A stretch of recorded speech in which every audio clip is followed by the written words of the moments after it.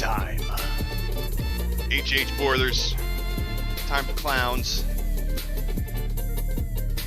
It is fucking noon. And I'm a clown boy. Ready for action. I got some goofy shit to share with y'all.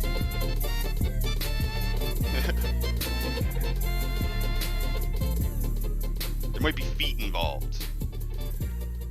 Large, goofy clown feet, maybe. Alright. I think I'm in the mood now. I have a story that comes from the early days of the internet about a clown that we all know and love. A few years ago, there was a wealthy couple who had two young children, a boy and a girl. The family lived in a large house in Newport Beach, California. After taking care of their kids all week, the mother and father decided that they needed a break, so they booked a table for dinner at a nice restaurant. That evening, they called a teenage girl they knew and arranged for her to come over and babysit their children while they were out. When the babysitter arrived, the parents told her to fix supper for the kids and put them to bed. After that, you can just watch TV and help yourself to anything in the fridge, said the father. And if you wouldn't mind, said the mother, could you watch TV in our bedroom? The kids have been having nightmares recently, so if you hear them crying, you can just go in and calm them down. The babysitter happily agreed, and the parents left for their dinner date. The girl gave the children some milk and cookies, then ushered them upstairs to bed. She started to read them a bedtime story, and before long, the little boy and girl were fast asleep. After tucking them in, she switched off the lights and went to watch TV. When the babysitter walked into the parents' bedroom and sat down, she noticed that there was a creepy-looking clown statue standing in the corner of the room. She tried to ignore it, but it looked so eerie and disturbing that it sent a chill down her spine. She felt as though its eyes were staring straight at her while she watched TV. As time passed, the babysitter started to feel more and more uneasy about the clown statue. Whenever she glanced at it, she got the unsettling feeling that it had moved ever so slightly. Finally, the clown statue began to freak her out so much that she couldn't handle it any longer. She decided to go downstairs and phone the parents. When she dialed the number they had left for when she dialed the number they had left for her, the mother answered. "Hi, it's me," said the babysitter. "Everything's fine. The kids are fast asleep in bed, but I was just wondering, would it be okay if I watched TV downstairs?" "Of course," replied the father. "But why?" "I know it sounds silly," laughed the girl, "but the clown statue is really creeping me out." "The clown statue?" asked the father. "Yeah, the clown statue in your bedroom," the girl replied. The phone went silent for a moment. "Listen to me very carefully," said the father. "Take the children and get out of the house. We will call the police. Go, now!" "What's wrong?" asked the girl. The father gulped and replied, "We don't have a clown statue." For a second, the babysitter just stood there, stunned. Then she dropped the phone and raced upstairs and grabbed the children. Carrying one under each arm, she raced downstairs again and fled out into the street. Huddled on the sidewalk, comforting the two children, the babysitter looked up at the bedroom window and saw something that made her scream out in horror. Peeking through a gap in the curtains was the white, painted face of a clown. It stared at her for a moment, then sank back into the darkness. Within minutes, the police arrived and cautiously entered the house. In the upstairs bedroom, they found a man dressed in a clown suit. When they arrested him, they found a knife concealed in his costume. The clown turned out to be a mentally disturbed midget who was a convicted murderer and cold-blooded killer. The evil man had been stalking the family for months, lurking in their attic during the daytime and coming out to sneak around the house at night. For weeks, the children had been complaining about a clown statue that stood in their room and watched them sleep, but the parents just dismissed this as nightmares. But in reality, it was a fucking midget with paint all over his face. So, that leads me to my next story, which is similar in a way. Student thought there was a ghost in her apartment, but it was a man in her closet, wearing her clothes. Greensboro, North Carolina. A University of North Carolina at Greensboro student found a man in her clothes going through her closet in an apartment just steps away from the college. It happened at the Summit at the Edge Apartments at 1212 Oakland Avenue over the weekend. And I think this is our culprit right here. I don't know. He looks a little fucking disturbed, like he's been smoking fucking crack for a week, hasn't eaten, hasn't slept. It's an unfortunate individual. "I've been having like pieces of clothes missing, like shirts and pants," says Maddie, a junior at the college. Items were disappearing and handprints were left behind on the bathroom wall. It wasn't until Saturday that she uncovered a mystery that she and her roommates thought was a ghost. These retards thought their fucking apartment was haunted. There was a fucking weird homeless tranny living in your fucking closet, dude. Are you how stupid? Just imagine the smell. I just hear rattling in my closet. It sounded like a raccoon in my closet. Maddie said, "Okay, we start with ghost, we move to raccoon. Fucking weird tranny is honestly, it's 2019, and I'm thinking weird tranny is the most likely culprit at this point. Anytime you've got a problem, I'm like, who's there? And somebody answers me. He's like, oh, my name's Drew. I open the door, and he's in there wearing all of my clothes, my socks, my shoes, and he has a book bag full of my clothes. Police said that was 30-year-old Andrew Swafford. He appeared in court on Monday via video conference from the Guilford County Jail. I'm so impressed with the world that we're just having like Skype chats in with fucking trannies and like that's how they're appearing in court like as some like cam girl. Ugh, disgusting. Maddie called her boyfriend. As she calmly waited for help, she talked to Swafford to keep him distracted. He tries on my hat. He toes into the bathroom and looks in the mirror. Then is like, "You're really pretty. Can I give you a hug?" She recalls. But he never touched me. The big question the women are trying to get answered is how he got inside.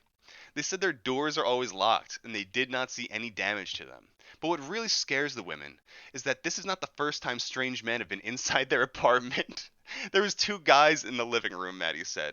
That was December 19th. The women alerted the leasing office. An employee confirmed they changed the locks, blah, blah, blah, blah. Last night I did not feel safe. I slept with my roommate in her bed, she said. I can't stay here. My closet, it stinks. There was a smell. Every time I go in my room, there's a bad vibe. I'm just ready to leave. Oh, this is terrible. So, so it's just like a common thing that weirdos just magically use tranny. They just use their tranny fucking magic to phase through the walls and enter apartments. It's a normal thing. He's on 14 felony charges, $26,000 bond. I don't know if that's good enough. I think a bullet would be easier. I'm sorry. What's next? What's next on the list for Clown World? Oh, this is a good one. This is good. GOP candidate Denver Riggleman is Bigfoot erotica devotee, his opponent says. I'm not being terribly timely about these articles. This was a year ago, but hey, anytime's a good time to talk about Bigfoot dick. A Republican candidate in Virginia has been called a devotee of Bigfoot erotica by his Democrat opponent. Leslie Cockburn, and that's what happens when I'm looking at too much Bigfoot erotica. I get Leslie Cockburn claiming that Denver Riggleman, whom she has previously hit out at for campaigning with neo-Confederate Corey Stewart, enjoys Bigfoot erotica, sharing an image of the cryptozoological favorite with a censor bar covering what is presumably intended to be Bigfoot penis that she found on Riggleman's Instagram account. Raw story reported. Oh man, they're just posting this shit on Instagram. It's like that time Ted Cruz was watching incest porn and it only improved his public image. My opponent, Denver Riggleman. I don't know why I'm doing this voice for her. I don't know anything about her, but it's Denver Riggleman, running mate of Corey Stewart, was caught on camera campaigning with a white supremacist. That's why I'm doing the voice. Now I remember. It's all coming back to me. Now he's been exposed as a devotee of Bigfoot erotica. This is not what we need on Capitol Hill. She wrote in a post on Twitter on Sunday, and here we see the image of that fucking the Bigfoot dong. The dude's ripped. Blah blah blah. Thank you, Twitter, for making 2019 so interesting. Now crash and burn. And Cockburn, whose daughter is the actress Olivia Wilde, shared another post from what she described as being from my opponent Denver Riggleman's Bigfoot erotica collection. The second post featured a picture of Riggleman's head on the body of Bigfoot, which he had captioned, "My buddies thought this pic was fitting for my birthday next week and to celebrate my new book release in about a month or two. Mating Habits of Bigfoot and Why Women Want Him." Ah, I don't know. I don't know if that's banter or if there's actually a book about that. Fucking who knows, man. Honk honk. Clown world. Her comments immediately prompted an online discussion with a number of people criticizing the Democrat for kink shaming. They're just eating her alive for being so bigoted and racist and shaming the kinks. While others pointed out that his links with a white supremacist were a far more discussion worthy topic. Madame, I think it is too low to stoop for a woman of your stature to shame someone in their taste of titillating literature. I fail to understand how it would impact his ability to govern, one Twitter user wrote. The white supremacist thing, though, that's a shame-worthy deal-breaker, truly. Riggleman was accused of campaigning with white supremacist Isaac Smith, NewsHub reported, but the Republican hopeful wrote a letter disavowing Smith's views.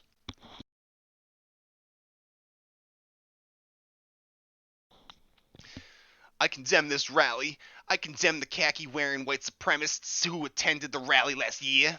He wrote of the suggestion that there may be another white supremacist rally in Charlottesville. The country in which we live should be a shining beacon of freedom. Neo-Nazis are a cultural parasite. To any white supremacist intending to come back to Charlottesville on August 12th this year, I say this. You are not welcome. Go back to your cave. Vote for somebody else. I don't want your support, your help, or your vote, he added. So that's the Bigfoot erotica article. And this one's the best of all. We're gonna end this on a bang. Right-wing Israeli politician's foot fetish video shows up on Pornhub before parliamentary election. And this is for, I guess, the Israeli election that just passed that Netanyahu won. Our favorite guy, Netanyahu. You know we're big supporters of Israel on this fucking channel, on this station, on the airwaves here.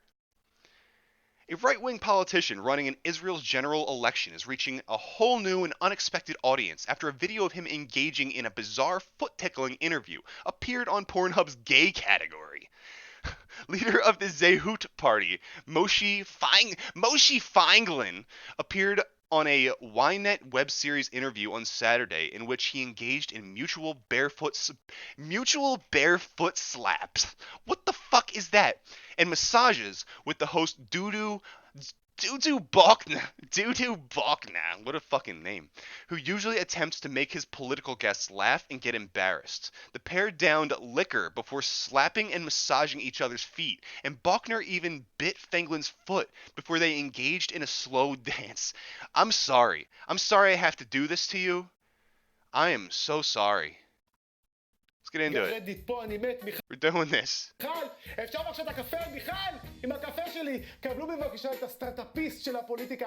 I'm so glad I'm gonna get this copyright strike here. What the fuck is this? Towel on head, liquor on foot. Oh, Jesus. Look at this fucking degenerate garbage. And these are the people. This is who's running Israel. This is who's running Congress. This is who's... Jesus Christ. What else you running? What else you running, boys? And this is what they do. This is acceptable behavior. What the fuck is happening? How long is this video?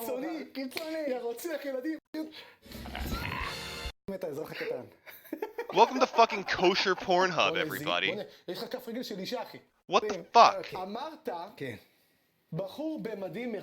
This just goes on forever, and it's gay as fuck.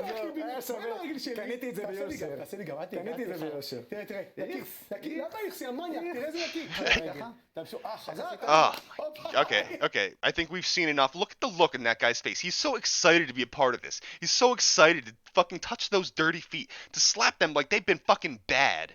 Look at that shit. Look at that fucking grin on his goddamn face. Fucking sickens me. The video soon found its way to Pornhub's gay category. The appearance is quite the departure for the far-right settler politician who in the past has boasted about being a proud homophobe and remains opposed to gay marriage. So, like, they're all about this type of behavior. Like, behind closed doors, but, like, in public, no. In their own country, they gotta oppose all that fucking degenerate shit. So, like, in their own country, they're opposing it all. Behind the closed doors, they're sucking on them feet. And in my country, they're just shitting all over me.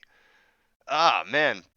However, Feingold is currently attempting to appeal to young voters with a pro-marijuana and libertarian platform. Okay, so let's throw a little ANCAP in there.